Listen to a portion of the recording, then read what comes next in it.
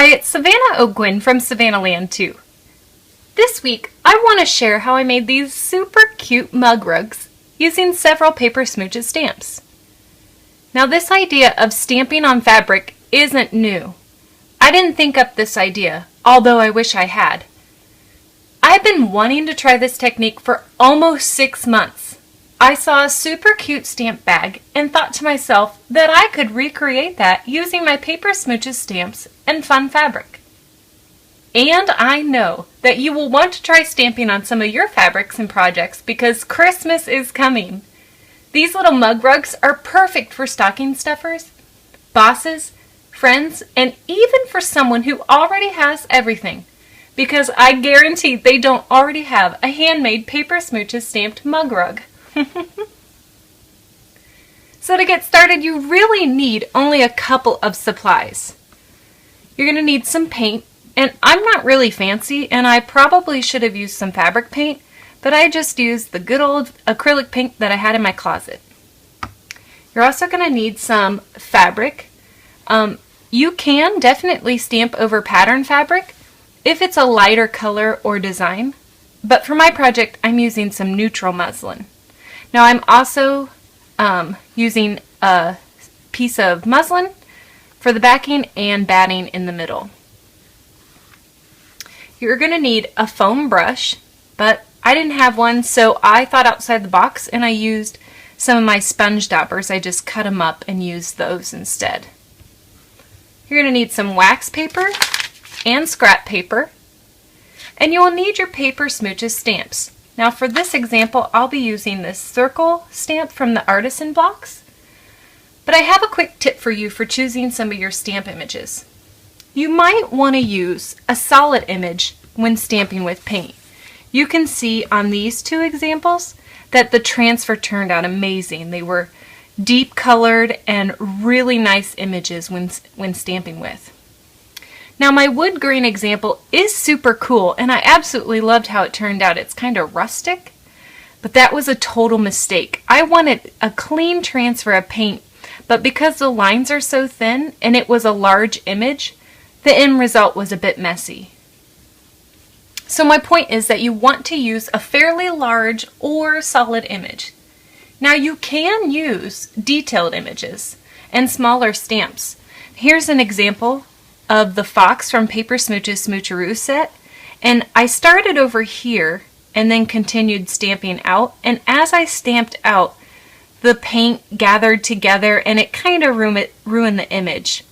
And I decided that that wasn't very good for this mug rug. Although, if Kim decides to make a larger fox, I think I might use that because foxes are super in right now and everybody wants to know what the fox says.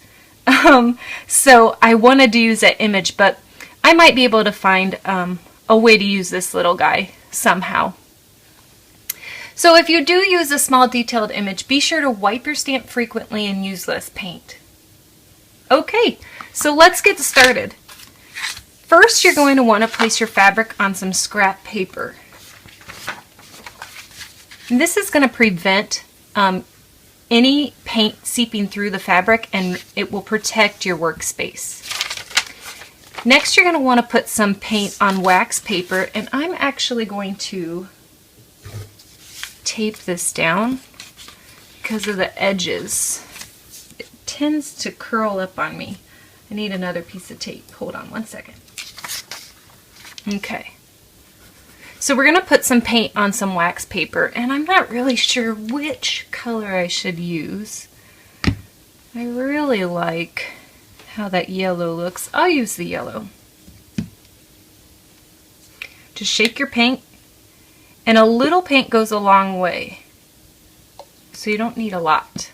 Now you can use your sponge or foam brush to put the paint on your stamp, and all I did was dab it over to the side from the glob. Made sure I had enough on there, and I just dabbed it on top of my stamp. I'm not sure if you can see that, but you just continue this until your image is covered.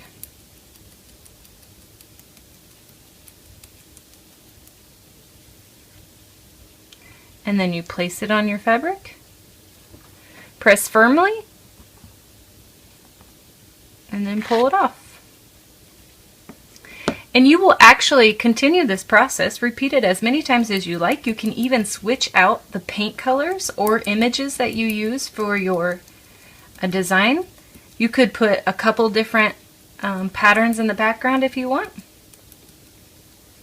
But you repeat this until you're satisfied with the design that you have.